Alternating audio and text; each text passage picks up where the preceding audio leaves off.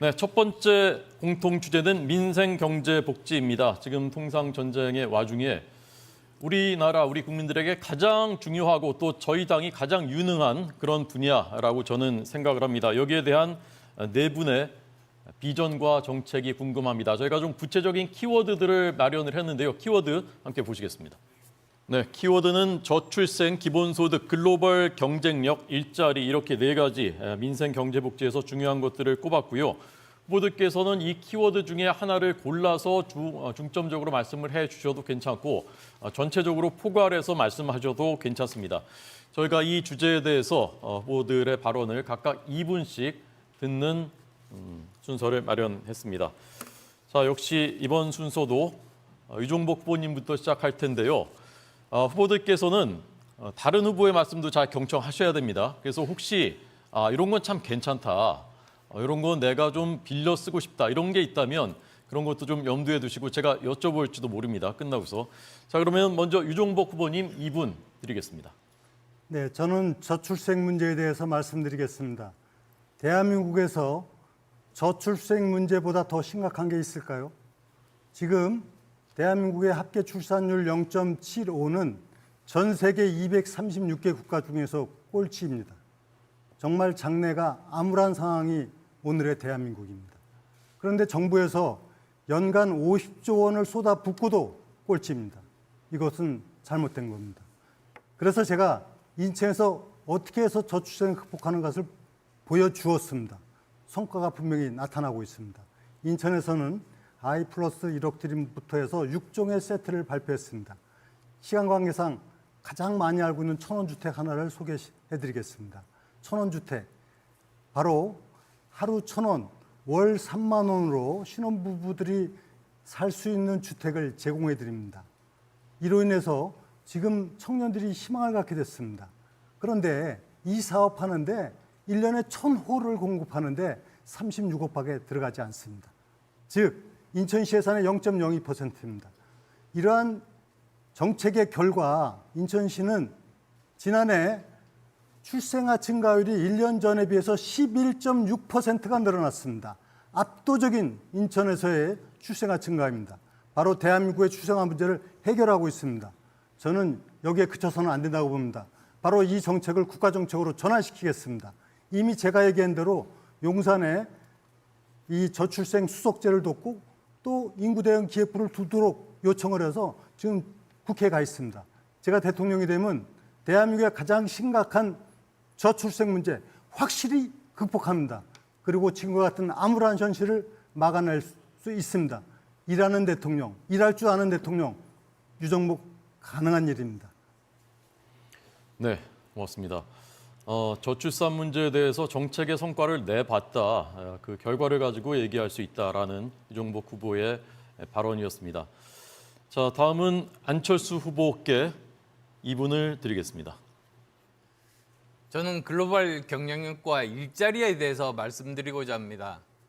아시다시피 저는 기업을 창업하고 청년 일자리를 만들고 그리고 또 기업을 성장시켰습니다. 그리고 또 글로벌로 수출도 많이 했습니다. 이런 것들을 가만히 이렇게 살펴보면 정말 창업에 필요한 것들이 눈에 띕니다.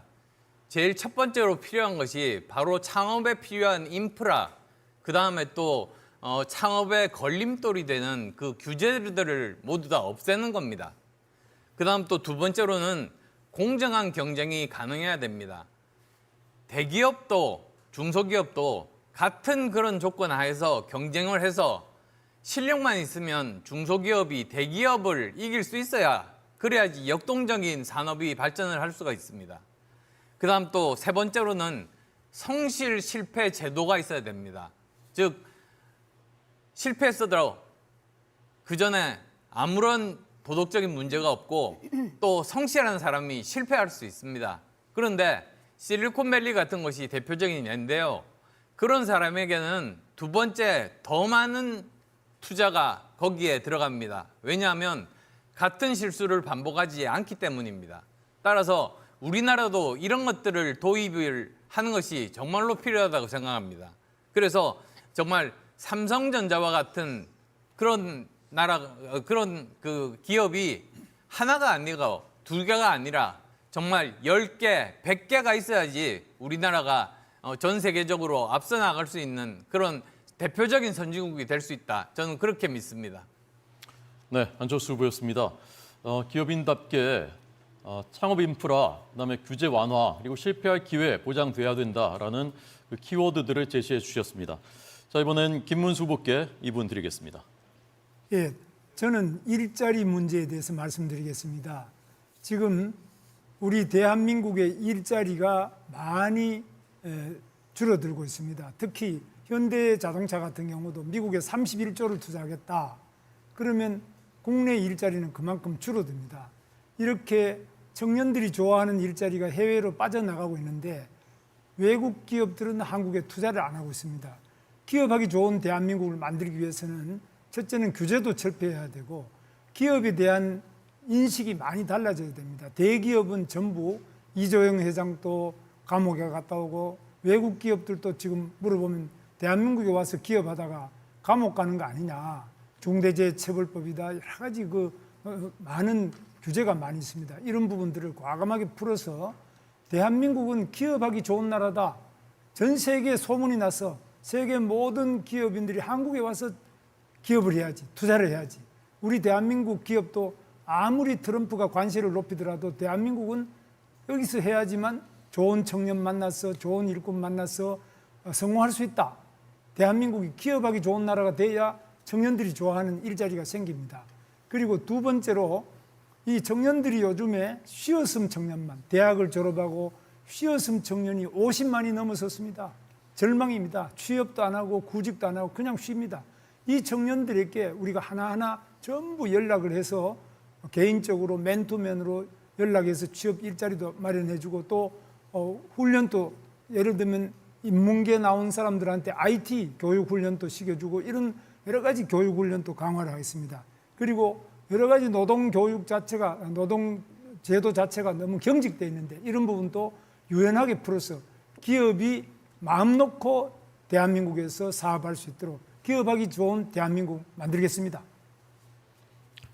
네, 김문수 후보였습니다. 기업하기 좋은 나라, 그리고 고용하기 위해서 훈련을 강화하는 것을 강조해 주셨습니다. 기업들 좀 못 살게 하지 말자라는 말씀 조금 들어야 될 분들이 있는 것 같은데 그분들이 지금 듣고 있는지 모르겠습니다. 꼭 좀 들었으면 좋겠습니다. 자, 마지막으로 양향자 후보께 질문 드리겠습니다. 민생, 경제, 복지 세 분야는 하나로 이어집니다. 결국은 경제 성장입니다. 이 경제 성장에 대한 확신을 우리가 국민들께 드린다면 이번 대선 승리는 완벽합니다. 제 대표 공약이 삼성전자와 같은 100조 기업을 5개 이상 육성한다는 것인데요. 챗 GPT 개발한 오픈 AI의 기업 가치가 얼마인지 아십니까? 440조입니다. 삼성전자가 365조, SK하이닉스가 126조, 그리고 애플이 4,500조, MS가 4,400조. 미국이 어떻게 해서 초강대국이 되었겠습니까? 100조 슈퍼기업이 20개 이상 됩니다. 우리나라는 2개뿐입니다. 민주당은 경제와 첨단 산업에 약한 정당입니다. 자, 여기 보십시오. 이것이 이재명 후보의 AI 공약입니다. 저는 이재명 후보가 챗GPT를 한 번도 안 써봤을 거라고 생각합니다. 말씀 받겠죠? 공약 중에 이런 것이 있습니다. 한국형 챗GPT 전 국민 무료 제공. 챗GPT 무료 버전이 있는데 왜 또 만듭니까? 그리고 이런 게 있습니다. 100조 투자 AI 기본사의 조성. 솔직히 저는 무슨 말인지도 모르겠습니다. 지금 정부의 AI 예산이 연간 4조밖에 안 됩니다. 반기업 정서가 강한 민주당이 기업에 100조 투자하는 그런 정책에 찬성할까요? 제가 반도체 특별법 발의해봐서 합니다. 반도체 산업 세액공제도 반대한 민주당입니다. 또 GPU 5만 장 확보, 데이터센터 집적단지 조립, 전력 문제 어떻게 할 겁니까? 핵발전소 하나쯤은 더 필요합니다. 핵발전 찬성합니까? 결론은 이재명 대표 AI 공약은 빈 깡통입니다. 찢어버리는 게 맞습니다.